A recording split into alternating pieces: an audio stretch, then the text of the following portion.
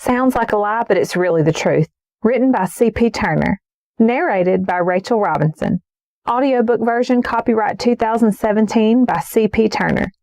All the stuff told in this novel is based on actual events that's been fictionized to protect the innocent, and especially the guilty.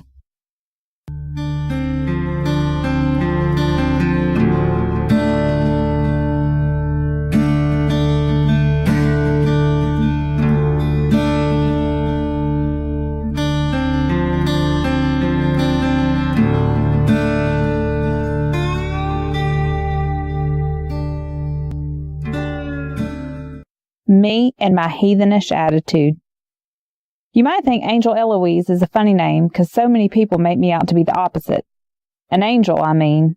But in the famous words of Jessica Rabbit, I'm not bad, I'm just drawn that way. My daddy always said if I continued in my ways, I'd end up going where the real bad people go.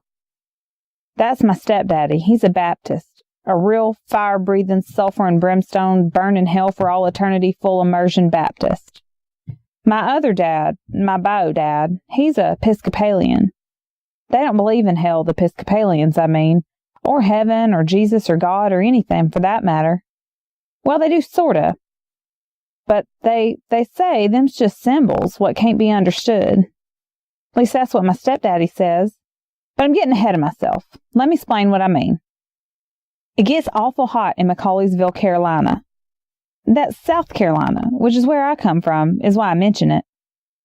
During the summer, the heat creeps up and peels the paint off the walls of the houses. It's that hot, and there ain't nothing you can do but sit around and watch the sweat drip off your nose, unless you go to the mall, which a lot of people do, but I think that's so stupid because so many stupid people do that and come wheeling out of the Walmart with their shopping baskets full.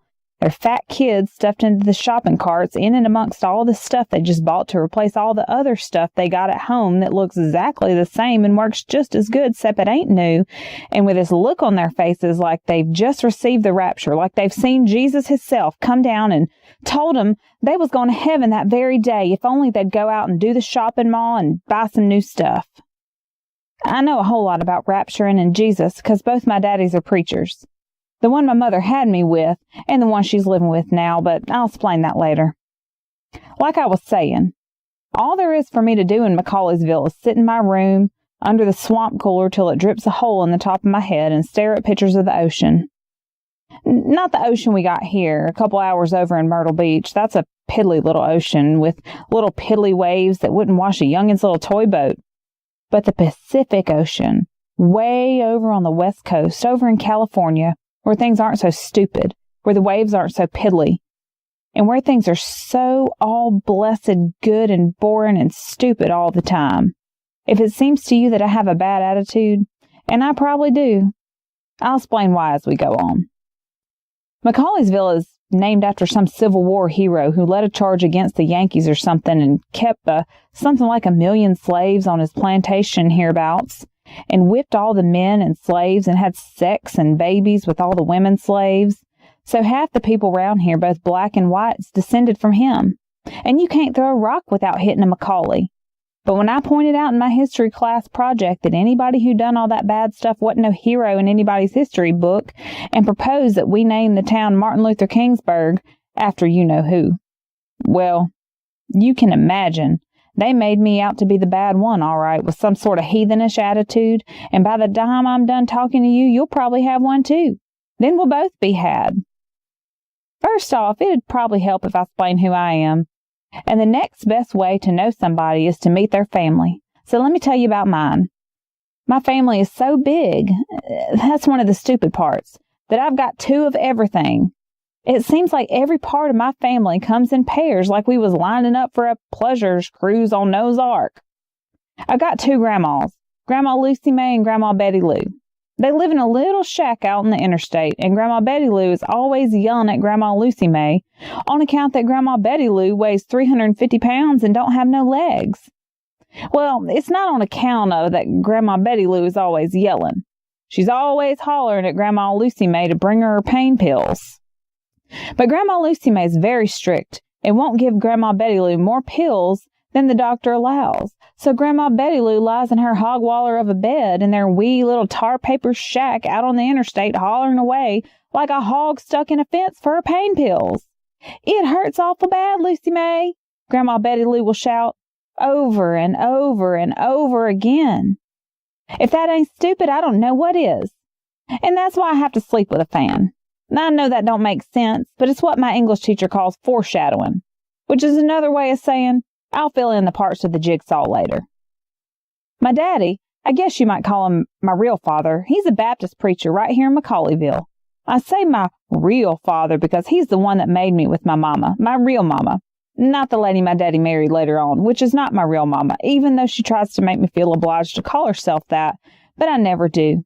Not because she ain't nice, which she is in her own way, but just a spider, and my daddy because he screwed around on my mama. That's a real stupid thing for a preacher to do, don't you think? And that's why they ain't married anymore. And my mama's now married to an Episcopalian minister. The difference being between a Baptist preacher and an Episcopalian minister, being the Episcopalian has a college degree and don't yell so loud and sweat so much when he's preaching. Also, he don't screw around on my mama like my son of a bitch real daddy did, though I can't say that has anything to do with his being a Baptist. I guess you can tell I have a bad attitude towards my daddy, too. Aside from my mama, who I've already told you a little bit about, there's the lady my real daddy married. Her name's Deborah. She's a big-haired woman with fake boobs she got over in Colombia and stupider than a pile of cow turds. I mean, she says to me one day, Dick was gone for 4 hours the other day. Dick's my daddy's name. As I explain more, you'll see how appropriate it is. But you're probably thinking I'm a dirty-minded person for even thinking of such things. Anyway, she's saying to me, I don't know where he was and he won't tell me. He just keeps saying he had stuff to do. What do you think he was doing all that time? So when she asked me this, I think, duh. What was he doing for hours at a time when he was cheating on my real mama with you? But I clamped down on my tongue, because I figured blurting something that mean and nasty would make me stupider than her. So I just say, I don't know, could I have some more lemonade, please? But then I'm sipping on my lemonade, and my attitude towards my daddy is getting badder and badder, not Christian at all, as in, honor thy cheating daddy and thy stupid stepmother. And I just come out and ask all innocent like, are there any ladies at the church that have been in special need of ministering lately? Big old hair Deborah's hand was shaking so bad she couldn't hardly pour me another glass of lemonade. Had to pour it for myself. You see, my daddy's very handy at ministering to ladies in need, like have lost their husbands and might be looking for a spare husband that just happened to be laying around unused, like my stepmother's old husband. He wasn't old, he was just the one before my father took her over. But he was dead, so I guess that counts, sorta. He was crushed by a thresher machine he'd been trying to fix. He was in a hurry, seeing as a storm was coming, and had to make an adjustment, but didn't want to waste any time stopping the thing. So he'd got right up in it while the blades was running, and it rolled right up over the top of him and spit him out in a 500-pound bale of alfalfa. They had to bury him in a funny-shaped square coffin on account of they couldn't separate him from the alfalfa straw. And my stepmama needed an awful load of ministering after that, you can imagine, which my real mama objected to when she found out, said nobody didn't need that much ministering. And which is why she divorced my father. But I'd have divorced him too, if I had the chance. Because one time before that, my daddy was so busy ministering all night that he missed my 10th birthday party. But do you think my mama said diddly squat about that? And do I need to tell you the answer to the question? And does it sound like I have a bad attitude towards my mother too? I reckon I'm just a bad girl on all counts. But I can't help it that everybody else is just so stupid it hurts. And I'd rather be bad like I am than stupid as a wood door like some of them. And I have pairs of aunts and cousins, Cousin Billy and Cousin Bobby, Aunt Sushi Lulu and Aunt Sassy and scads more. I'm naming only a few to give you an idea about the size of the whole stupid menagerie, really, like some God-blessed Noah's Ark and all the relatives going up 2 by 2, but only one gay uncle. He's all by himself. He's not really totally gay on account of he's married and has 6 children. 3 sets of twins, 3 pairs, you'll notice, just like Noah. But he sneaks off and does gay things with other men. Who else? But, of course, I'm the bad one for noticing that stuff ain't what it's made out to be, which is what I always do, but I'll explain that later too, and a lot of other stuff I can't think of right now.